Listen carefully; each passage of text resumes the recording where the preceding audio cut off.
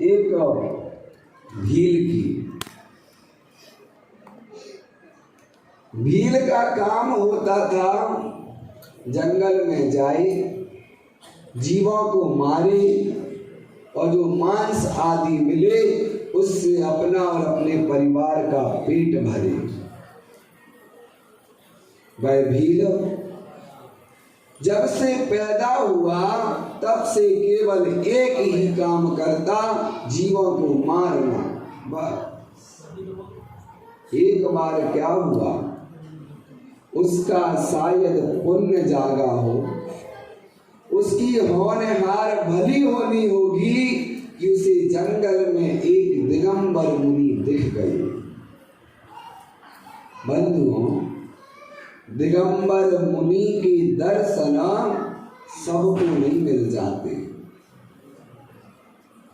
दिगंबर मुनि के जिस दिन आपको दर्शन हो उस दिन अपना परम सौभाग्य मानना कि अनंत भवों की भावनाएं भाई होंगी, तब जाके वो फलीभूत हुई और साक्षात चलते फिरते तीर्थंकरों के समान दिगंबर संतों के क्या हुई दर्शन। ऐसे ही उसका क्या पता उस भील का कौन सी पर्यायों का पुण्य आया होगा उस समय उदय में कि उसे एक दिगंबर संत के दर्शन हुए। वो नहीं जानता था कि दिगंबर संत है, वो तो केवल इतना जानता था कि साधक है, महाराज है, सबको छोड़ छाड़ के अपनी आत्मा के कल्याण में लगे। बस वो पढ़ा लिखा नहीं था, बिल्कुल अज्ञानी था, अबोध था, जीवन भर हिंसा करता रहा। लेकिन बंधुओं, जब हमारे जीवन में कोई प्रभावक सत्यनिष्ठ आचरणनिष्ठ संयमी जीव मिलता है, उसका ओरा, उसका आभा मंडल इतना प्रभावक होता है कि जब हम उसके पास जाते हैं तो कितने से कितना उपद्रवी प्राणी रहे वो भी उनके आभा मंडल में कैसा हो जाता है, शांत हो जाता है। तभी तो महावीर भगवान के समो शरण में सिंह और गाय एक ही कोठे में बैठ के भगवान की क्या सुनते हैं। देखो, ये भगवान की आभा का प्रभाव है। उस भील ने उन दिगंबर महाराज की मुद्रा देखी और शांत हो गया। अपने हिंसक कार्य को छोड़ करके 2 मिनट शांति से महाराज के चरणों के पास बैठ गया। बस महाराज ध्यान में थे, बैठा रहा। जब महाराज ने आंख खोली तो उसने अपना परिचय दिया, मैं भील हूँ, मेरा नाम पुरूरवा है, मेरे दादा परदादा केवल एक ही काम करते थे इस जंगल में, पक्षियों को जीवों को मारना और उनसे जो मिले उससे अपना भरण पोषण, ये हमारा काम है। महाराज ने कहा तुम्हारा काम है, हम मना नहीं करेंगे, लेकिन अगर तुम मेरे चरण सानिध्य में आए हो और तुम बोल रहे हो कि गुरुदेव कुछ ना कुछ मुझे मुक्ति का सोपान बताओ, तुम्हारी होनहार अच्छी है, कम से कम आप मांस खाते हो तो एक मांस का क्या कर लो। महाराज ने नहीं कहा कौन सा, तुम ही बताओ कौन से मांस का त्याग करोगे। वो सोच करके बोला चलो ऐसा करते हैं, कौवे के मांस का क्या कर देते हैं। मुनिराज के चरणों में नियम ले लिया, कौवे के मांस को नहीं खाएगा वो, और चला गया। फिर क्या था, समय निकला। एक दिन क्या हुआ, उसकी धीरे धीरे तबीयत बिगड़ने लगी और जब वैद्यों को दिखाया, अनेक जगह दिखाया, किसी ने कोई उपचार नहीं बता पाया उसका। एक वैद्य मिला, उसने कहा कि मैं तुम्हारा यह रोग ठीक कर दूंगा, लेकिन इसमें जो औषधि का प्रयोग होगा वो कौवे के मांस की औषधि होगी। ध्यान रखना, जब हम नियम लेते हैं तो नियम हमारी क्या लेते हैं? आपको रात को ऐसे भूख नहीं लगेगी, आप एक दिन रात को भोजन छोड़ के देखो, पूरी रात भर नहीं सो पाओगे। विचार करना, जब नियम होते हैं तब परीक्षा जरूर होती है, आपको तपाने के लिए, आपकी श्रेष्ठ बनाने के लिए। उसकी भी हुई, कर्मों ने उसकी भी परीक्षा ली। ऐसा रोग हो गया कि वो मिटता तो कौवे के मांस से, नहीं तो वो मर जाता। जैसे ही वैद्य ने कहा, उसकी पत्नी ने कहा हम तो सब खाते हैं, खा लेंगे। उसे कहा कि याद आया, नहीं, मैंने एक बार जंगल में कोई दिगंबर मुनिराज थे, उनसे मैंने नियम लिया था कि मर जाऊंगा लेकिन कौवे के मांस को नहीं खाऊंगा। वो नियम याद आ गया। पत्नी ने बहुत समझाया, बहुत कहा मत खाना, कम से कम तब तक तो खा लो जब तक औषधि के रूप में। उसने कहा नहीं, मैंने कोई छूट नहीं ली थी, मैंने कोई मर्यादा नहीं ली थी। जीवन भर मैंने कौवे के मांस का क्या कर दिया था? त्याग। और साधु के वचनों को अगर मैं झूठा कर दूं तो मेरी दुर्गति हो जाएगी। साधु के द्वारा दिए गए नियम महान कल्याण के कारक होते हैं। उसको इतना तो ज्ञान था, जब जीव की होनहार अच्छी होती है तो उसकी बुद्धि अच्छे कार्यों में चलती है। पत्नी ने बहुत समझाया, बेटा ने बहुत समझाया, नहीं मानी उसने किसी की, और अंतोगत्वा वह क्या हो गया? मरण को प्राप्त हो गया। लेकिन बंधु, ये ठीक करो क्यों बिगड़ गया? फिर थोड़ा देख लिया करो, ध्यान। तो वह फिर मरण को गूंज रही है आवाज, वह मरण को स्लो हो गई आवाज।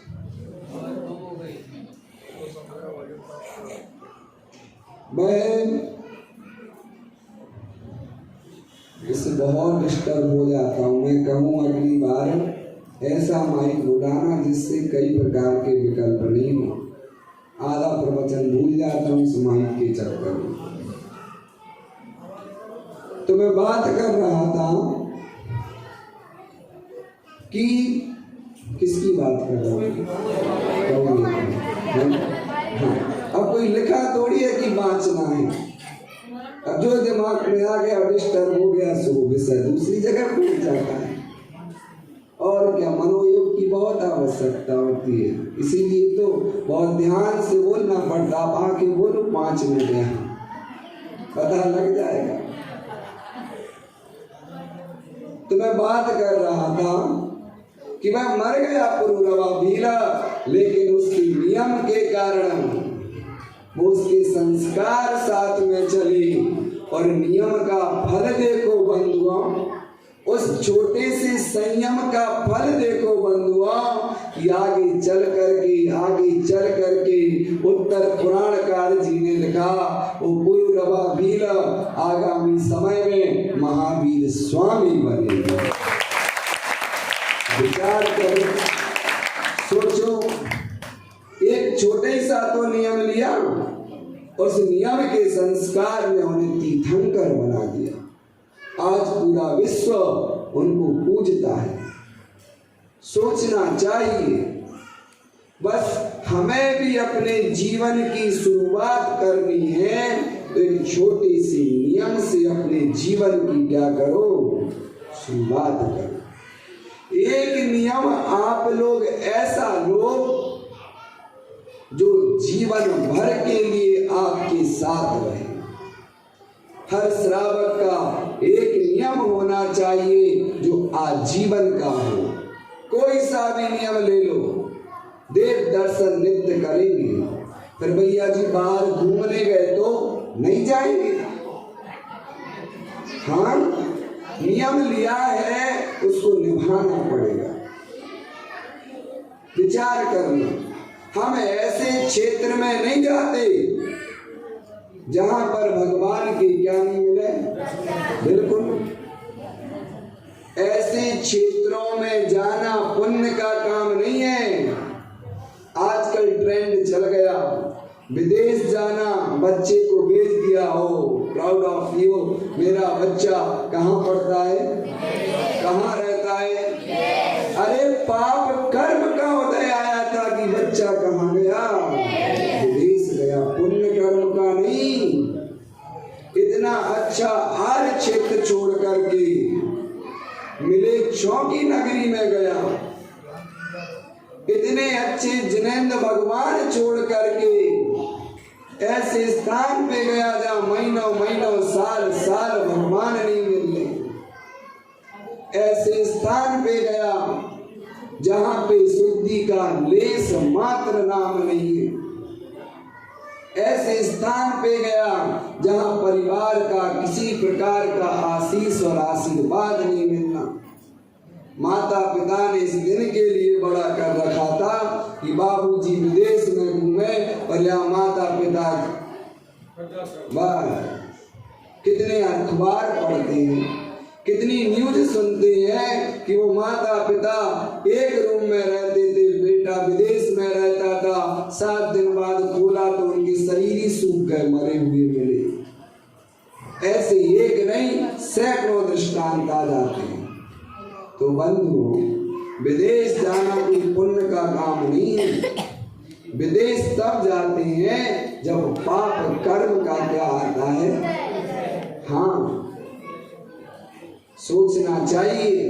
ऐसे क्षेत्र में श्रावक को नहीं जाना चाहिए जहाँ पे भगवान की क्या नहीं मिले। सीधी सीधा बस। मैं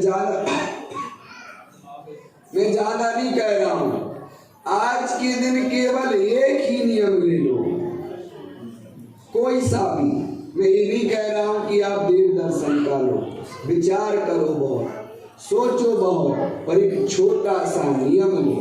बंधु, क्या वह एक छोटी सी नौका समुद्र पार नहीं करा देती? क्या करा देती है ना? जब छोटी सी नौका पे बैठ करके समुद्र पार किया जा सकता है, तो क्या मैं एक छोटा सा नियम लेकर के इस संसार रूपी सागर, संसार रूपी समुद्र पार नहीं कर सकता हूँ? जरूर जरूर कर सकता हूँ। इतना हमें अपने पर विश्वास है। याद कर लिया करो, जब भी नियमों में डगमगाने लगो, यमपाल चांडाल हो।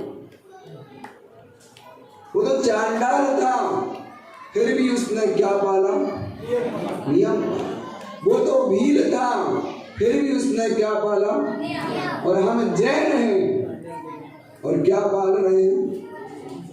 पाल रहे हैं। एक बार सोचना, क्या हमारा नियम पुरुरवा भील की तरह अड़ग है?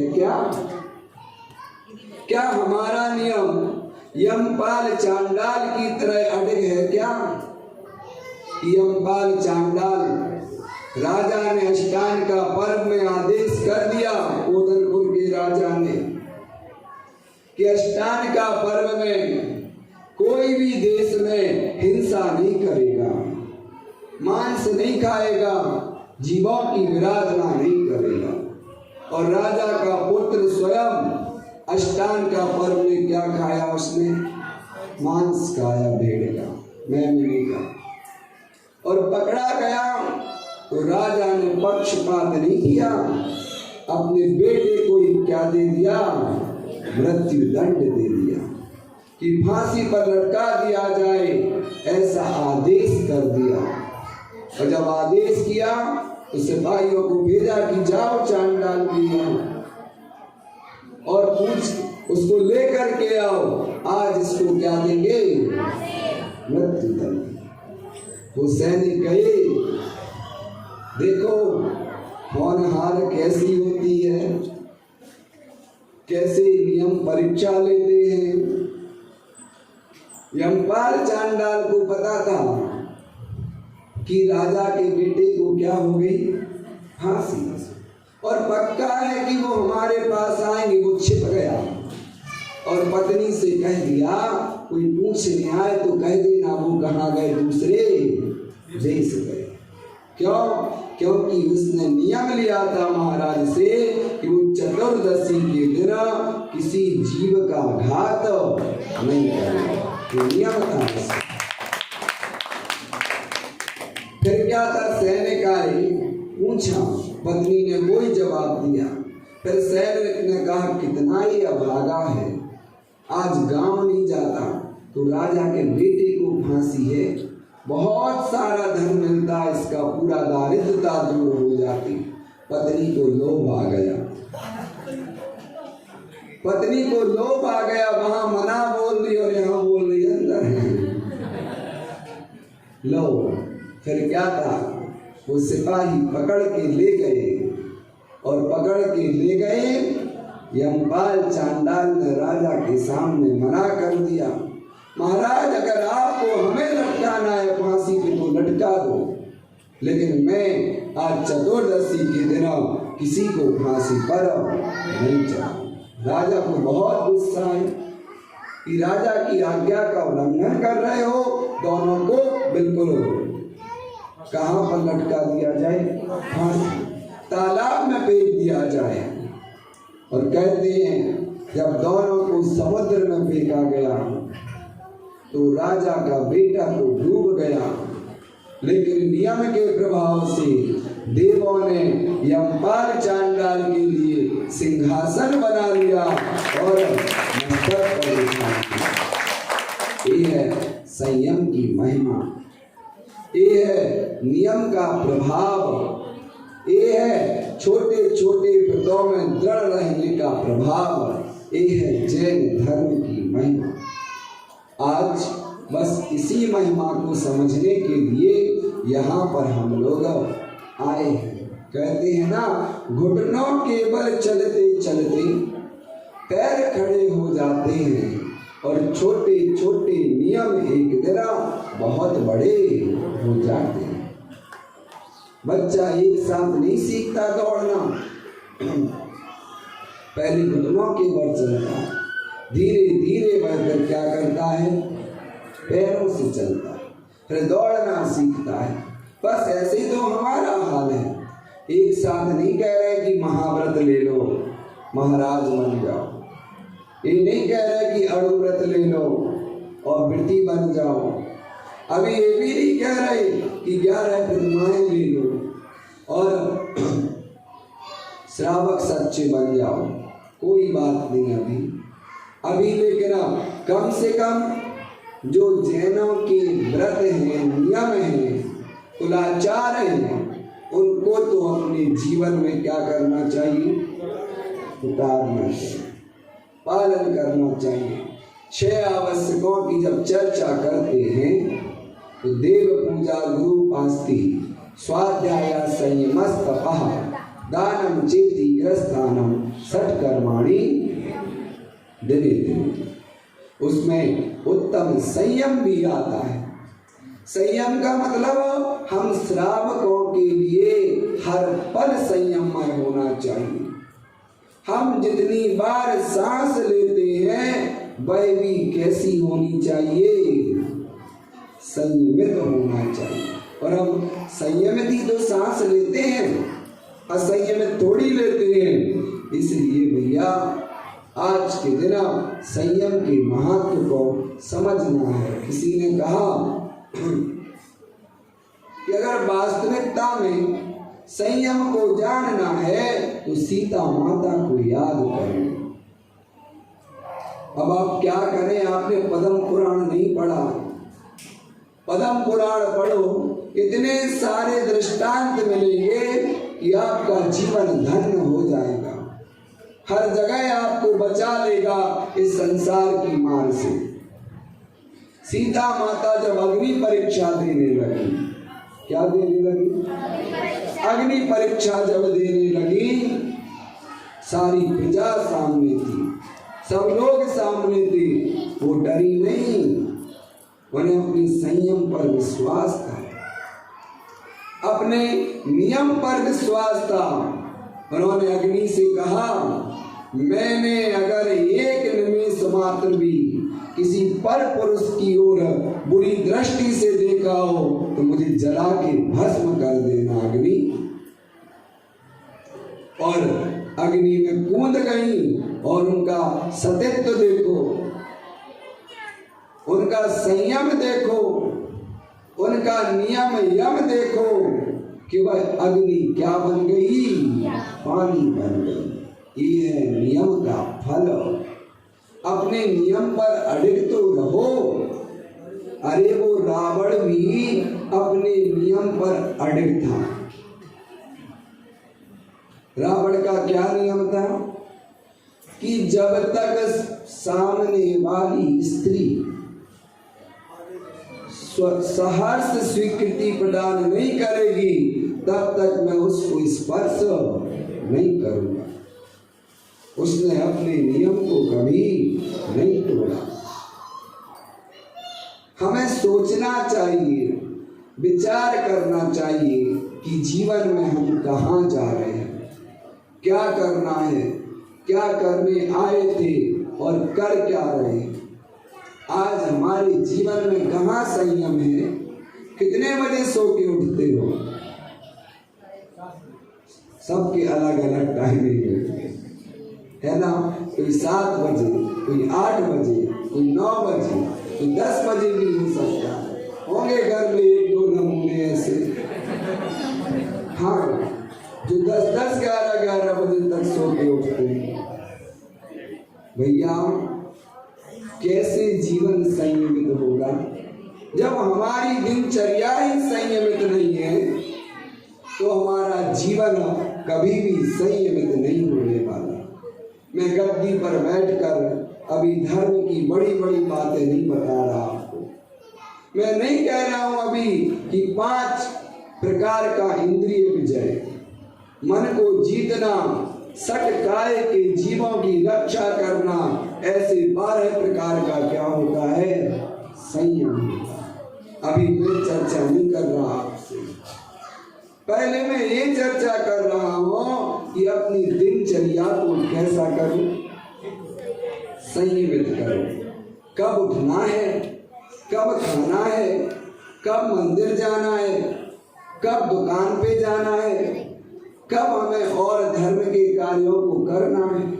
हर चीज का एक समय होना चाहिए। जिस जीव के अंदर अपनी दिनचर्या को सुधारने के परिणाम आते हैं वो संयम के मार्ग में अपने आप को ला देगा। हम 10-10 बजे तक सोते हैं, कहाँ का जीवन में संयम आएगा? काम किया 12 बजे फिर सो गई माता बहने। कुछ सबकी नहीं कर रहा बात, ये तो गुस्सा हो जाओ। मैं 10-20% की बात कर रहा हूँ, 80% तो दिन भर काम करती रहती है। लेकिन कहीं ऐसे तो नहीं हम कि फिर दिन में 2-2, 4-4 घंटे सो रहे हो, नहीं। हाँ, आराम मांगते, आधा पौन घंटा शरीर आराम मांगता है, क्या कर लो, सो जाओ। ऐसा तो नहीं कि देर उठ रहे हैं और दिन में भी क्या कर रहे हैं? सो रहे हैं। दिन में सोने का मतलब है दर्शनावरणी कर्म का भयंकर वाला अशुभ बंद होना। ध्यान रखना। आचार्यों ने कहा दिन में कौन सोता है? बहुत अच्छा दृष्टांत दिया, सुनना। दिन में कौन सोता है? अरे भैया, एक निर्धारित समय है सोने का। 9 बजे सो जाओ, 10 बजे सो जाओ, 5 बजे उठ जाओ। अब इसके अलावा कोई दिन में सोता है, एक बहुत अच्छा प्रसंग आपको देख के याद आ गया। बात है सीता माता की हरण की। उनको जब रावण हर के ले गया तो स्थान नहीं पता था हनुमान को। उन्होंने कहा मैं जा रहा हूँ। हनुमान जी बोले मैं जा रहा हूँ वह स्मृति लेकर के, लेकिन मैं कैसे पहचानूंगा, इतनी सारी द्वीप हैं, इतनी सारे समुद्र हैं, मैं तो परेशान हो जाऊंगा। ऐसी कुछ स्थान की जहाँ पे रावण रहता है पहचान बताओ जिससे मैं पहचान जाऊं। रामचंद्र जी ने एक शब्द कहा, आप समझदार हो, समझ जाना, आगे नहीं बोलूंगा। उन्होंने कहा कि आप जो ये संदेश लेके जा रहे हो, आपको लंका नगरी, निशाचरों की नगरी आपको पहचाननी है, तो बस इतना सा ध्यान रखना, जहाँ के लोग सूर्य उदय के बाद तुम्हें सोते हुए मिल जाए, समझ लेना लंका नगरी में आ गए, है ना।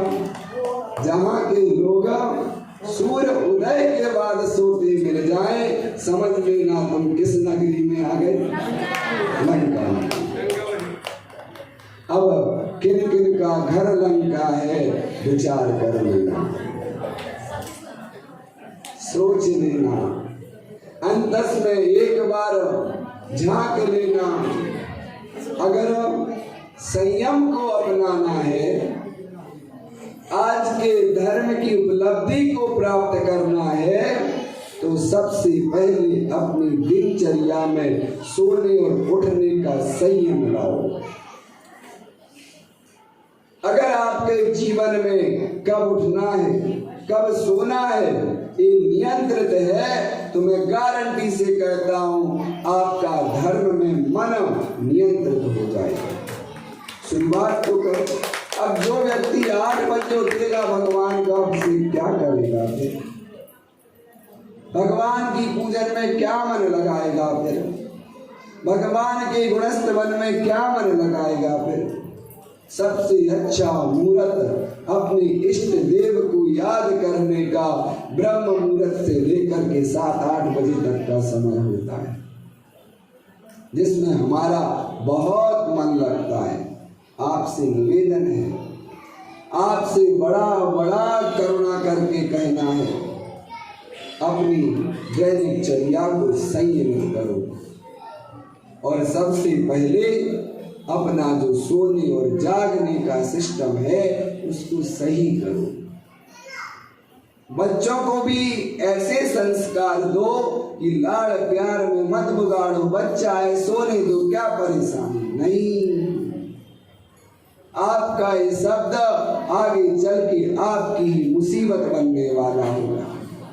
बाद में अपना माथा ठोकोगे कि मैंने कर क्या लिया।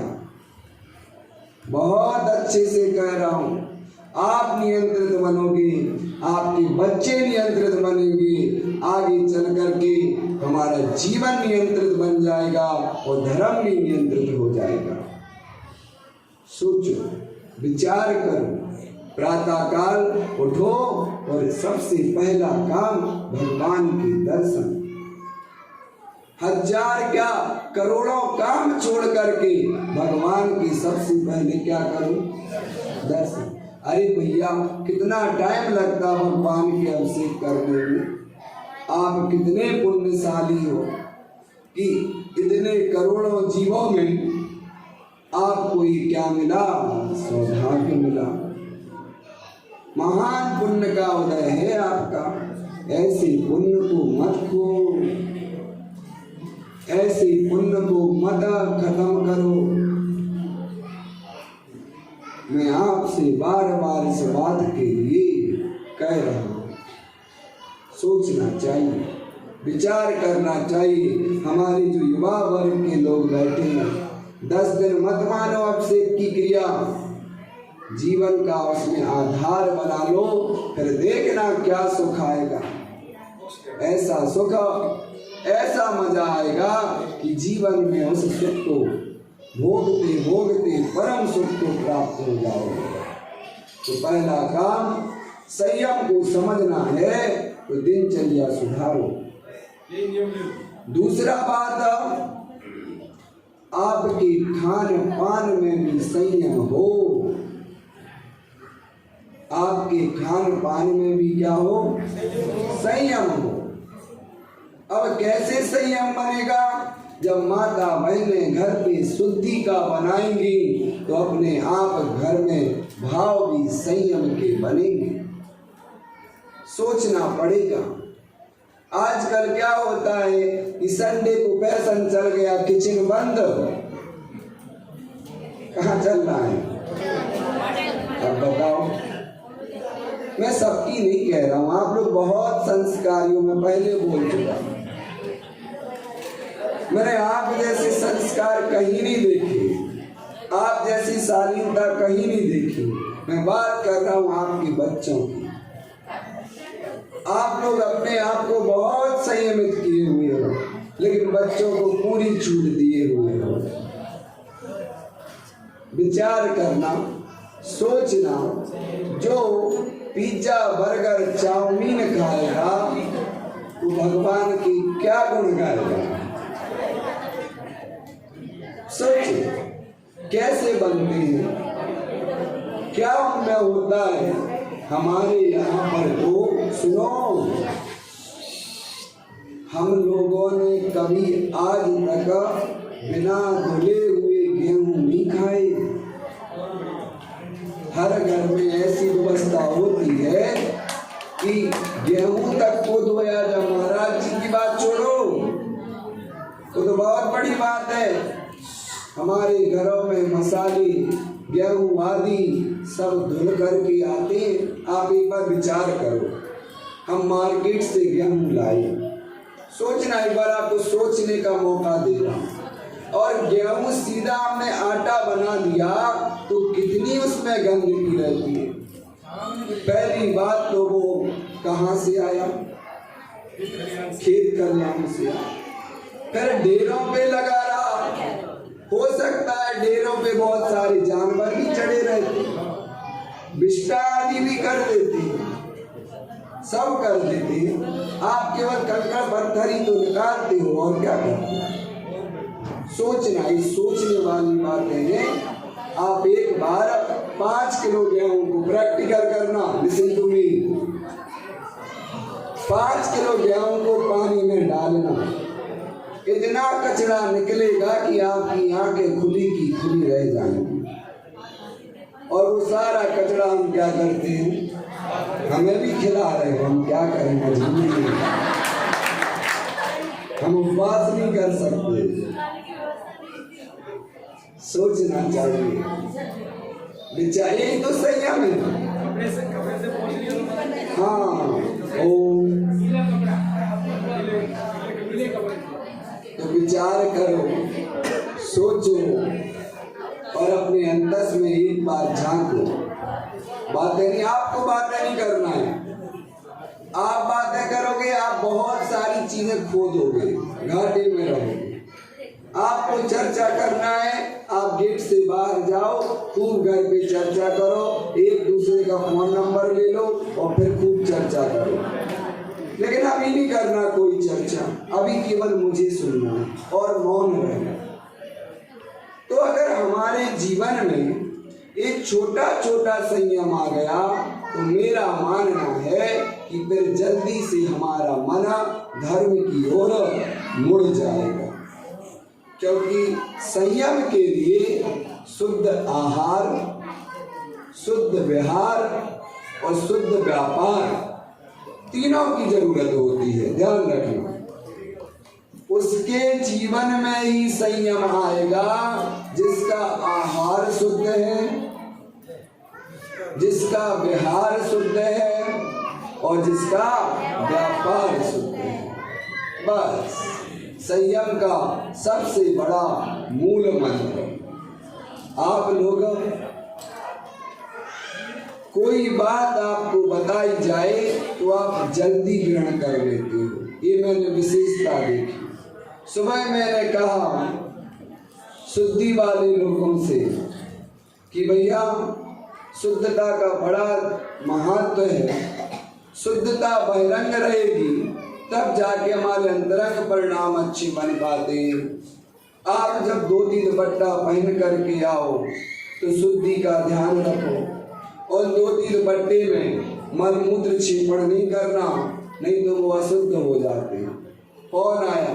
फिर क्या करे उन धोती दुपट्टों का? अरे उन धोती दुपट्टे का त्याग कर दो। जिन धोती दुपट्टे से मलमूत्र छेपण किया है वो अशुद्ध हो गए, अब वो भगवान की पूजन और अभिषेक के लायक नहीं है। आप उनको अलग करके और आप नए धोती दुपट्टे ला करके और उनका क्या करें? प्रयोग करें। सोचें, विचार करें, कभी भी फटे पुराने धोती दुपट्टे से भगवान की क्या नहीं करें? पूजन अभिषेक नहीं करें। एक छेद हो गया इतना सा भी तो आप तो रफो कर दें, सिल दें, नहीं,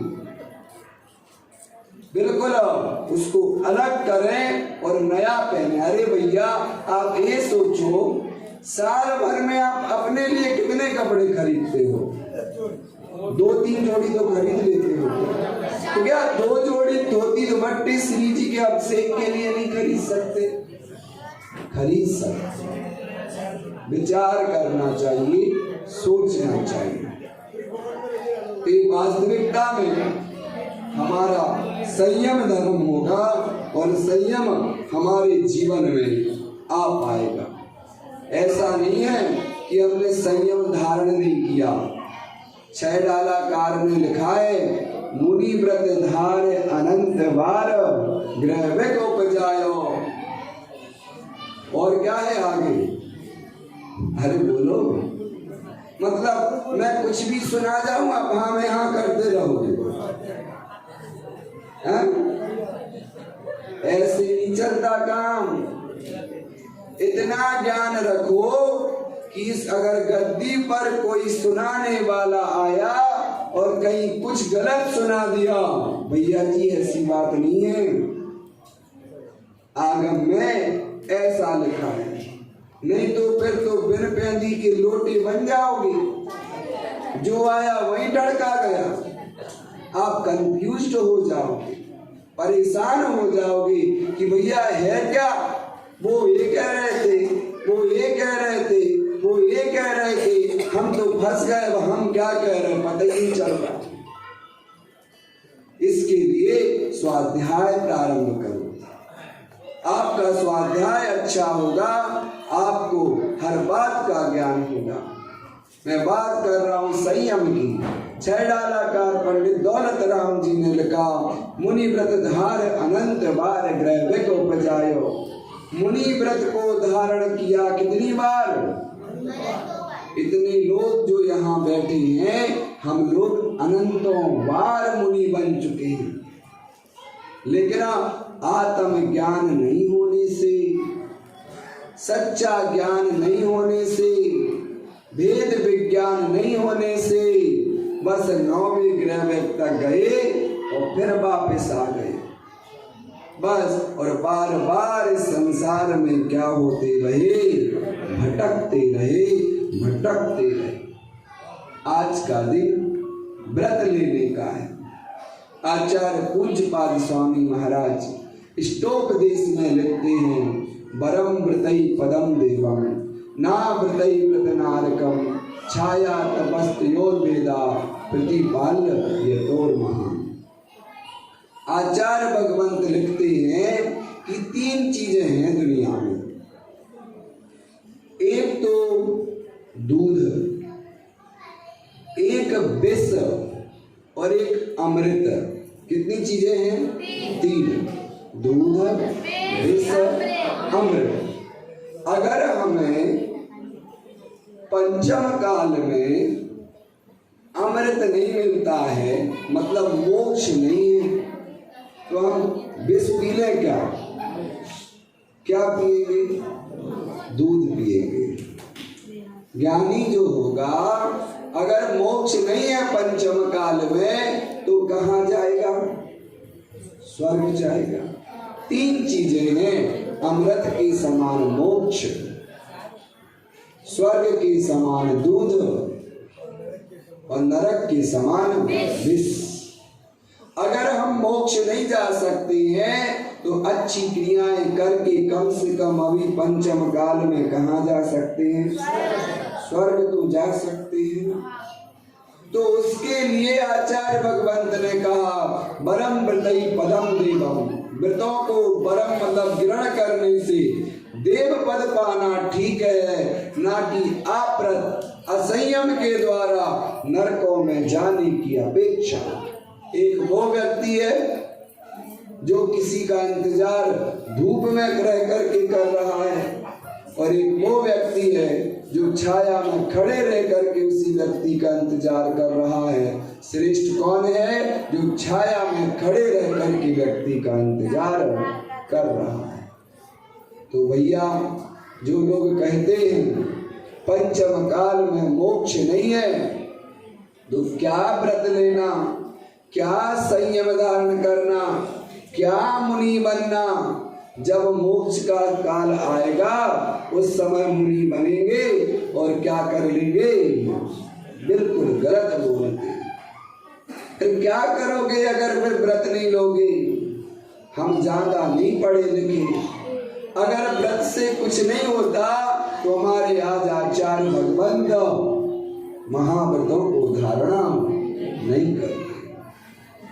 आज विचार करना है, सोचना है कि भगवान ये मनुष्य पर्याय मिली है, कम से कम जीवन में कुछ ना कुछ संयम जरूर लो, जीवन में कुछ ना कुछ व्रत जरूर लो, जो वास्तविकता में इन सभी चीजों में अपने आप को आगे बढ़ा लेता है, उसका जीवन धन्य हो जाता है। और आप नहीं ले पा रहे हो तो कम से कम जो उस मार्ग में बढ़ रहे हैं उनको कभी भी क्या नहीं करो, रोको। आपके नगर में कोई महाराज आए, कोई वृद्धि आए, कोई भैया आए, उनके पास आया करो, पूछा करो, किसी चीज की असुविधा तो नहीं, किसी चीज की आवश्यकता तो नहीं है। और आपको लगे तो उनकी जो आवश्यकता है उनको उनके अनुसार, ऐसा नहीं महाराज जी को मोबाइल पकड़ा दो, जिनका जिस योग्य आवश्यकता है, साधन की आवश्यकता है, उसके अनुसार हमें अपनी शक्ति के अनुसार उनका क्या करना चाहिए? सहयोग करना चाहिए। एक तो भी हमें पुण्य लगेगा।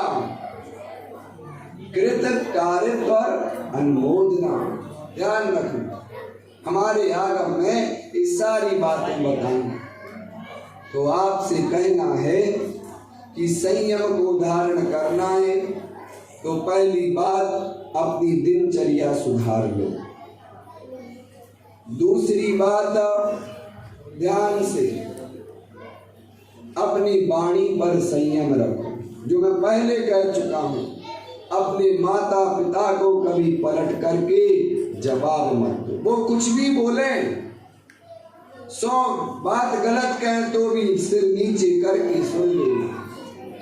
ये भी एक बहुत बड़ा संयम है। वाणी का संयम इतना जरूरी है कि क्या बताएं। एक शब्द के कारण पूरी महाभारत हो गई थी। क्या कह दिया था द्रौपदी ने? बस अंधे के अंधे ही होते हैं। बस वो बात चुप गई और लाखों करोड़ों मर गए। केवल किसके कारण? एक वाणी के असंयम के कारण। आपको वाणी पर संयम रखना है।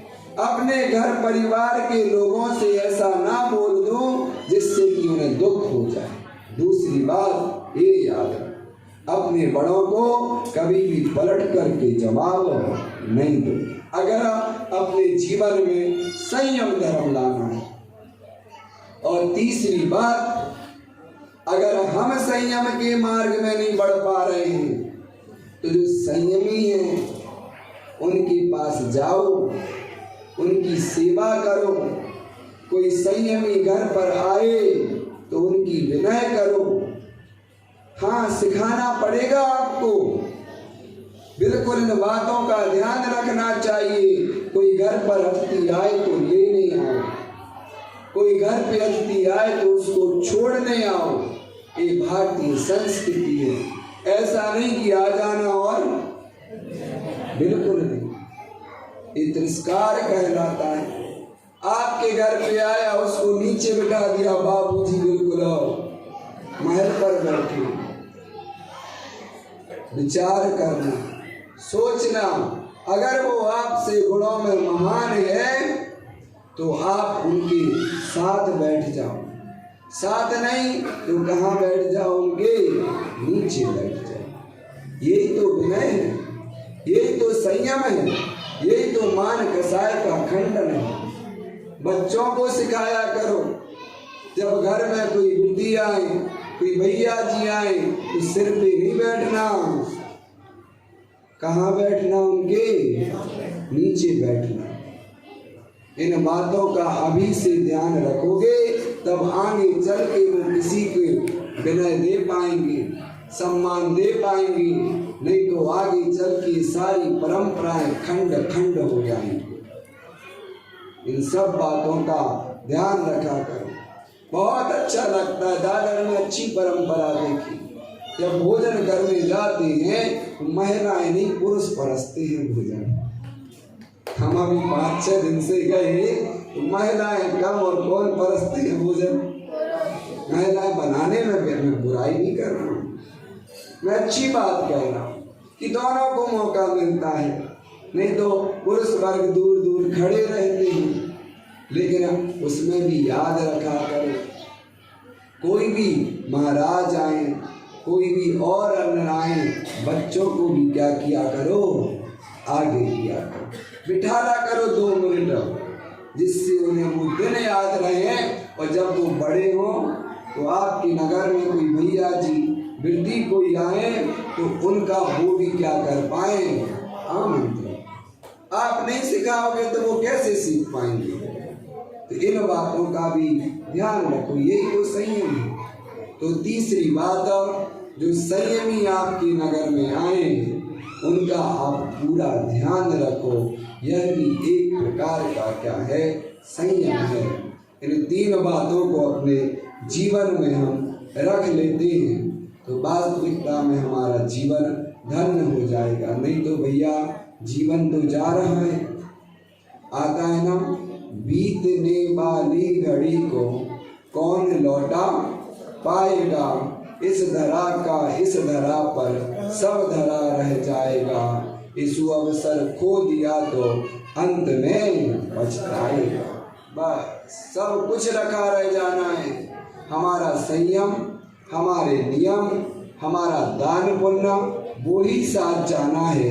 तो बस आज 6वां दिन पूरा हो गया। कितने दिन बचे, अब 3-4 दिन बचे। अच्छे से धर्म कर लो, अच्छे से प्रभु की भक्ति कर लो और अपने आप को बहुत अच्छे से संयमित कर लो। और अंत में मैं 1 मिनट और कहूँगा, याद आ गई बात, मंदिर में भी अपने आप को संयमित बनाओ। आप संयमित हो तो बच्चों को संयमित सिखाओ। मैं देखता हूँ बच्चे वो सीखने आते, वो यही पानी पी रहे, वो यही फ्रूटी पी रहे। अब सोचो, विचार करो, मतलब हमने संस्कार नहीं दिए कि श्री जी के सामने पानी पी रहे, यही मंडप के सामने पानी पीते रहते, ये फ्रूटी पीते रहते, कल मैच देख करके चिल्ला रहे थे। ये मंदिर मैच देखने की जगह है। शर्म आना चाहिए, सोचना चाहिए। मैं यहाँ से गया तो कम से कम 40-50 लोग होंगे, इससे कम तो नहीं होंगे। और भयंकर चिल्ला रहे थे, कोई आउट हो जाए तो चिल्ला रहे होंगे या कुछ हो रहे होंगे। अरे समावसरण है, ध्यान से हम किस हम किस बेहोशी में जी रहे हैं। ओम, विचार करना चाहिए। इस मंदिर में राग द्वेष की चर्चाएं नहीं होनी चाहिए। कुछ लोग बैठे बैठे FB WhatsApp चलाते रहते स्वाध्याय में। भैया मैं कहूँ उससे अच्छा स्वाध्याय में नहीं आते। बहुत अच्छे से कह रहा हूँ, अगर आपको FB WhatsApp स्वाध्याय करते समय चलाना है तो मैं सावधान कर रहा हूँ, जितना आपने पुण्य ले लिया उससे अनंत गुना क्या बांध लिया, पाप। आप मत आओ स्वाध्याय में, कोई परेशानी नहीं होगी। 20 लोग कम आएंगे तो कोई परेशानी नहीं, लेकिन जिनवाणी की साधना तो नहीं। सिखाओ मंदिर में मोबाइल नहीं चलाना, पीछे वाले मंदिर में मोबाइल नहीं चलाना, मोबाइल नहीं देखना। हाँ कोई धर्म चर्चा हो तो बात अलग है। हम मंदिर में ऐसे नहीं चिल्लाएं, 3 लोग के नाथ बैठे हैं, थोड़ा कर्मों से डरो, कुछ विनय सीखो। मंदिर क्या कहलाता है ये जान लो, हमारा बेड़ा पार हो जाएगा। भगवान के सामने कैसे बैठा जाता है ये जान लो, हम इस भाव से तर जाएंगे। भगवान की विनय कैसे की जाती है ये जान लो, हमारा जीवन का कल्याण हो जाएगा। कल मैं विचार कर रहा था कि 6 दिन मैंने इतना समझाया, उसके बाद भी मुझे लगता है कि 1% समझ में नहीं आया। इतनी जोर जोर से मैच देख के चिल्ला रहे थे। मैंने कहा मंदिर है कि कोई टीवी मूवी का थिएटर बना दिया? कहाँ गए संस्कार हमारे कि थोड़े भावुकता में मंदिर और थिएटर को एक कर दिया? विचार किया करो। छोटा सा बच्चा भी अगर यहाँ कुछ खाता पीता है तो भी वो दोष का भागीदार है।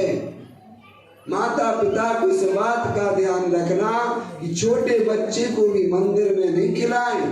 कर्म नहीं देखते, कर्म तो फल देंगे। देवों में बाल अवस्था नहीं होती है। क्यों? अगर बाल अवस्था होती तो उनका पूरा पुण्य समाप्त हो जाता।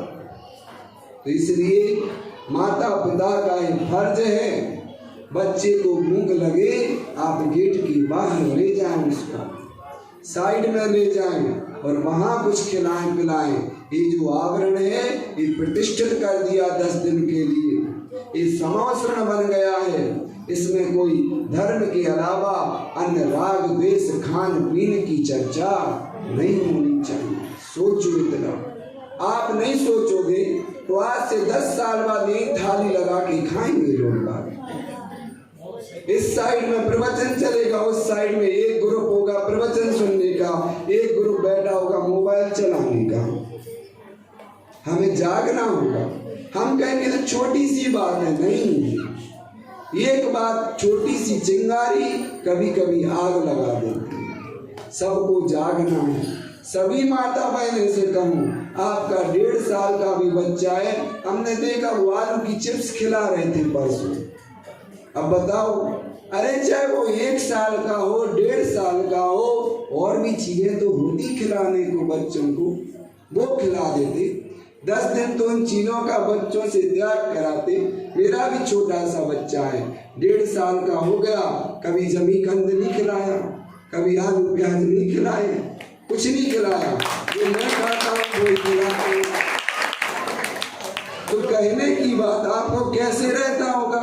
हम करें तो सब रहते हैं। हमें सोचना चाहिए, जागना चाहिए। बस मंदिर में इतना संयम आ गया तो वास्तविकता में हमारे अंदर धर्म आ गया। हम इसलिए आपको कभी कभी डांट के कह देते हैं क्योंकि हम समझते हैं कि आप मेरी बात को बुरा तो नहीं लगा। बिल्कुल इस अधिकार से बोल देते, क्योंकि जब बहुत गलत देखता हूँ